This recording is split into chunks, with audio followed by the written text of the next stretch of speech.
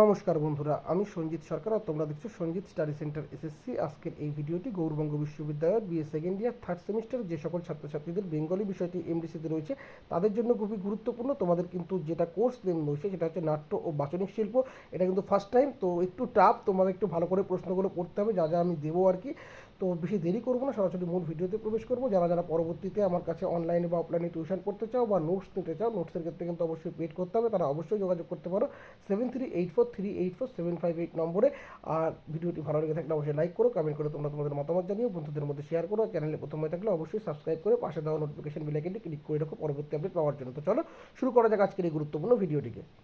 তো বন্ধুরা, তোমাদের UGB BA third semester Bengali এমডিসির তিনটি মডিউল রয়েছে। প্রথম মডিউলে রয়েছে নাট্যশিল্প, যেখানে তোমাদের যে জিনিসগুলোর উপরে ফোকাস করতে হবে: নাটক ও নাট্যের পার্থক্য, বিবর্তনের ইতিহাস, আবহ সঙ্গীত, আলোক সম্পাদ, নির্দেশকের কাজ এবং মেকআপ বা অঙ্গসজ্জার ভূমিকা। মডেল 2, যেখানে কিন্তু রবীন্দ্রনাথ ও বাংলার রঙ্গমঞ্চ। এখান থেকে তোমাদের রবীন্দ্র নাটকের মঞ্চভাবনা, অনাড়ম্বর মঞ্চ, বহুরূপী নাট্যদলের অবদান, আধুনিক নাট্যচর্চার প্রাসঙ্গিকতা, অভিনেতা হিসাবে রবীন্দ্রনাথের গুণাবলী এবং গান ও নাচের গুরুত্ব। আর মডেল 3-এ কিন্তু তোমাদের বাচিক শিল্প থাকছে। এখান থেকে তোমাদের আবৃত্তি ও পাঠের পার্থক্য, আবৃত্তির বৈশিষ্ট্য, শ্রুতিনাট্য বনাম মঞ্চ নাটকের পাণ্ডুলিপি, শ্রুতিনাট্যের জনপ্রিয়তার কারণ ও কারিগরি দিক এবং সঞ্চালকের বাচনভঙ্গি। ফার্স্ট টাইম তোমাদের কিন্তু গৌড়বঙ্গ ইউনিভার্সিটিতে এরকম টাইপের বেঙ্গলি সিলেবাসে পরীক্ষা হচ্ছে।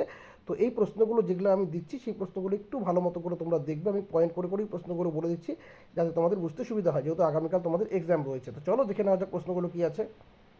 প্রথম প্রশ্ন: আবৃত্তি ও পাঠ কেন্দ্রিক। আবৃত্তি কাকে বলে? আবৃত্তির প্রধান বৈশিষ্ট্যগুলি আলোচনা করো। আবৃত্তি ও পাঠের মধ্যে মৌলিক পার্থক্যগুলি বুঝিয়ে দাও। 2 নম্বর: বাংলা নাটকের ইতিহাসের উপর ভিত্তি করে নাটক ও নাট্যের মধ্যে পার্থক্য বুঝিয়ে দাও। 19 শতক থেকে গণনাট্য পর্যন্ত বাংলা নাটকের বিবর্তনের ইতিহাস সংক্ষেপে আলোচনা করো। 3 নম্বরটা রবীন্দ্রনাথের মঞ্চভাবনা নিয়ে।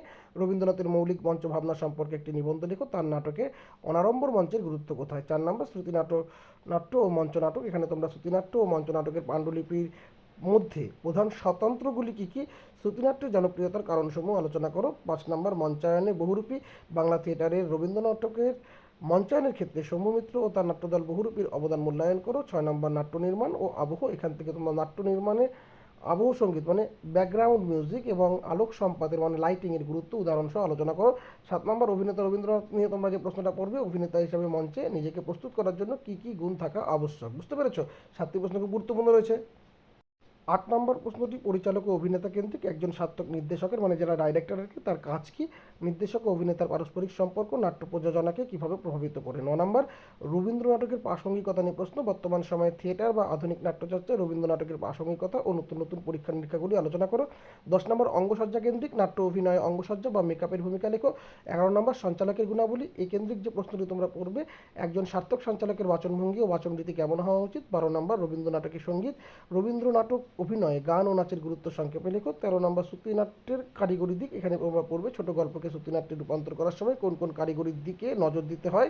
14 নম্বর: চরিত্র বর্ণনা নিয়ে তোমরা পড়বে। অভিনেতা হিসাবে রবীন্দ্রনাথের কোনো একটি বিশেষ ভূমিকার বর্ণনা দাও। আর 15 নম্বর: পাণ্ডুলিপি রচনা, যেটা তোমরা ছোটোবেলায় করে থাকবে, তোমাদের অনুচ্ছেদ দিয়ে দিবে, তা দেখে কিন্তু লিখতে হতো আর কি। সেরকমই একটা অনুচ্ছেদ তোমায় দেওয়া থাকবে, সেই অনুযায়ী বলে দেবে একটি অনুগল্পে শ্রুতিনাট্য রূপ বা পাণ্ডুলিপি প্রস্তুত করো। তোমরা অনুচ্ছেদ থেকেই কিন্তু আস্তে আস্তে করতে পারবে। তো এই ছিল তোমাদের সাজেশন। এই প্রশ্নগুলো একটু ভালো করে প্র্যাকটিস করলে আশা করি পরীক্ষার হলে তোমরা যথেষ্ট কনফিডেন্স পাবে এবং পরীক্ষা ভালো দিয়ে আসতে পারবে বলে আমি বিশ্বাস করি। তোমাদের শুভকামনা জানিয়ে আজকের ভিডিও এখানে শেষ করছি। ধন্যবাদ।